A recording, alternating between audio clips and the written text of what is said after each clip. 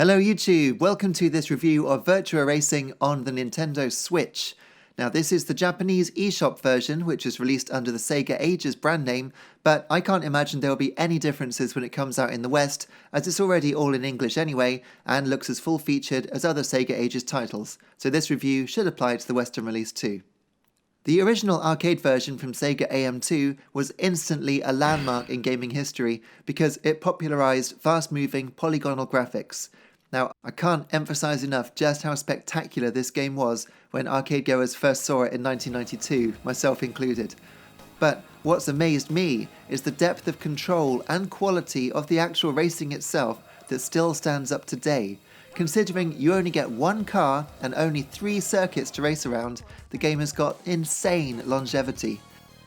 That's thanks in part to the online leaderboard integration, but also the joy that comes from shaving tenths of a second off your own lap times. But better still are the number of ways that you can actually attempt to do that as you get better at the game. We're talking about subtle control nuances like snapbacks from drifts and brilliant optional analog control through to slipstreaming rival cars for a speed boost and learning how to get them to move out of your way through clever car positioning. There's so much depth to this game, it's superb.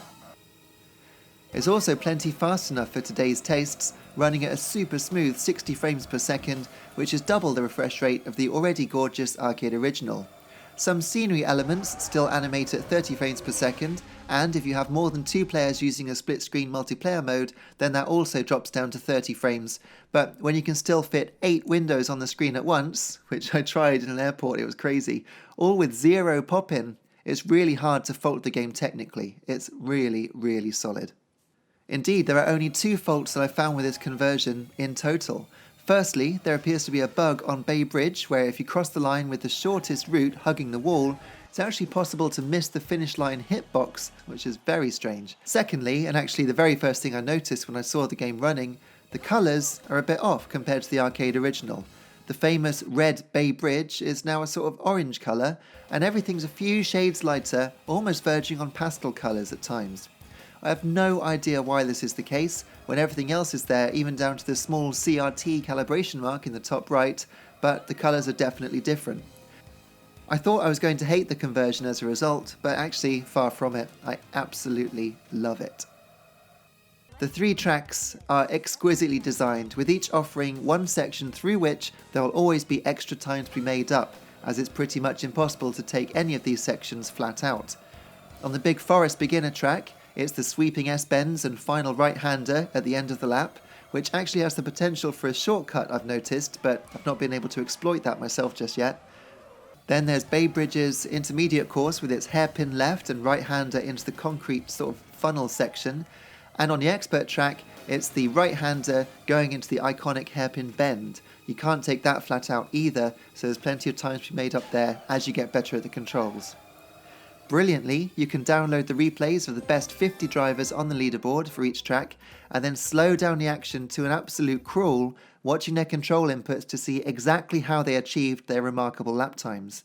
Now that is a touch annoying when it's you that's number 1 and everyone else is copying your lines and going faster, but that won't apply to very many people, so everyone else should go ahead, fill their virtual boots. This being a one-time showcase for 3D graphics, Sega included a patented view change system, which still looks absolutely wonderful as the camera swoops smoothly down through the roll cage and into the driver's eyes as you watch your virtual hands seesawing at the wheel and even changing gear with the paddle shift behind it. The flat shaded graphics do have basic lighting, and the conversion team M2 has actually decided to go with all the original effects. Indeed, this is a straight port of the original code, rather than add in environment mapping like the good but weird handling PS2 3D Ages version, which you can see here. That game was pretty cool, but this Switch conversion is far superior. There is actually one upgrade to the graphics, however. The maximum polygon limit has been completely disabled. That means that you can see every single polygon that would be in view whenever you look across the track, no matter where you are. Such 0 pop-in 3D was the stuff of dreams in the mid-90s, and seeing Virtua Racing looking like this now is still a wonderful sight to behold, and it makes me personally very, very happy. The music is excellent throughout, and there's even an authentic sounding new track borrowed from the 32X version for the new replay mode, which itself wasn't available in the original arcade title.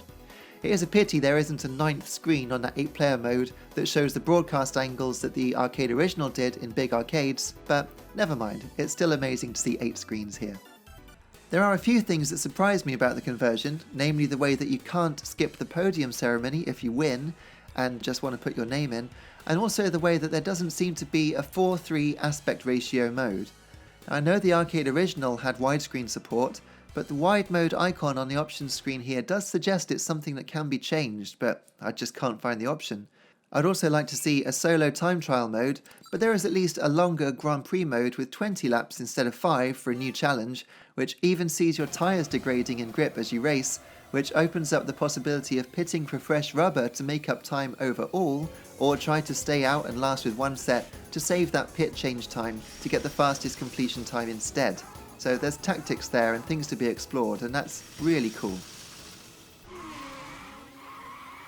Now, I appreciate that in 2019, gamers expect a lot more from their games than just one car and 3 tracks. Modern games have spoiled us in a way with so many cars and so many tracks and so much realism, but those games often, I find, or pretty much all the time, are missing that soul. There's something special about Virtua Racing, and it's not just because it's nostalgia and it's an old game.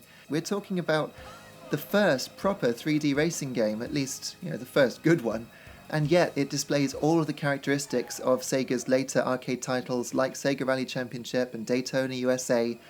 This game has superb handling, it has excellent track design, and like I always say, it's fun the first time you play it or the 1000th time you play it. There's just so much depth here.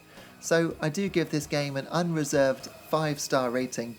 I would wholly recommend that you get it, whether that's on the Japanese eShop or if you wait for the Western release, then, well, whatever you do, you're going to enjoy it. I've put so many hours into this, and I would say though, although I've got to the stage now which is a little sad, where I'm not just enjoying the game like an arcade game, I'm chasing perfect times, I'm looking for perfection in my lines, and therefore the game does start to become a bit too serious perhaps.